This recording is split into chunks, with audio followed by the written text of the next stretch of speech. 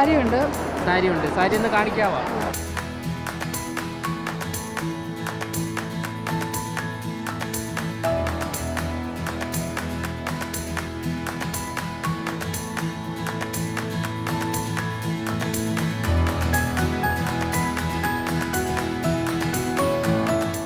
നമസ്കാരം. തിരുവനന്തപുരം നഗരസഭയിലെ ഓണാഘോഷം തകൃതിയായി നടന്നുകൊണ്ടിരിക്കുകയാണ്. ഇന്ന് രണ്ടാം ദിവസം പിന്നിടുമ്പോൾ നിലവിലിപ്പോൾ 4000-ലധികം വരുന്ന ജീവനക്കാർക്ക് ഉൾപ്പെടെ ഓണക്കിറ്റും ഓണക്കോടിയും വിതരണം ചെയ്തിരിക്കുകയാണ്. എന്തായാലും ഈ ഓണക്കിറ്റിൽ ഉൾപ്പെടെ എന്താണ് എന്നുള്ള ചോദ്യമുണ്ടാകും. എന്താണ് ഈ ഓണക്കിറ്റിൽ എന്തൊക്കെയുണ്ട് സാധനങ്ങൾ?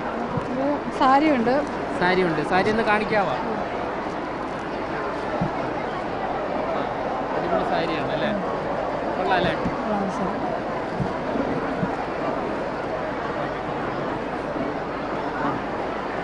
അത്യാവശ്യമുള്ള സാധനങ്ങളുണ്ട് അല്ലേ? ചായപ്പൊടി, വെളിച്ചെണ്ണ, കടല, പരിപ്പ്, ചെറിയ പരിപ്പ്, വലിയ പരിപ്പ്, മുളക് പൊടി, മല്ലിപ്പൊടി, നെയ്യ്,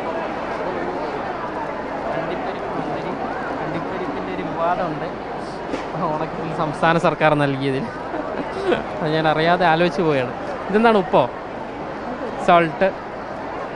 ഓക്കെ. അരിയുണ്ട്. കുത്തരിയാണ്. യെസ്. ഇവിടെ എന്താ പറയുക? കുത്തരി.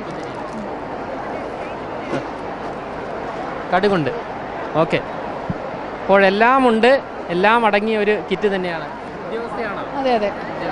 പേരെന്താ? ദിവ്യ. ആദ്യമായിട്ടാണ് ഇങ്ങനെ ഒരു ഓണാഘോഷം? അതെ. സന്തോഷമുണ്ട്. ഓണാശംസകൾ. Thank you. ഓക്കെ. ദിവ്യ എന്ന ഉദ്യോഗസ്ഥയാണ് നമ്മളോട് പ്രതികരിച്ചത്. ഓണക്കിറ്റ് നമ്മൾ കണ്ടു, ഓണക്കോടിയും കണ്ടു. സ്ത്രീകൾക്ക് നല്ല സെറ്റ് സാരിയാണ്.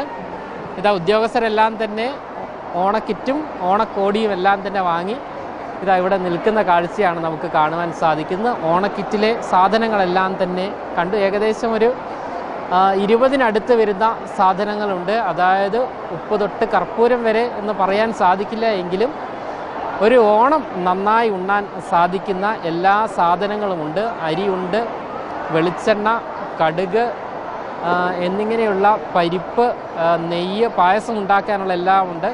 ഭക്ഷണം ഉണ്ടാക്കാനുള്ള, അതായത് ഓണത്തിന് സമൃദ്ധമായി ഉണ്ണാനുള്ള എല്ലാമുള്ള ഒരു കിറ്റ് തന്നെയാണ്.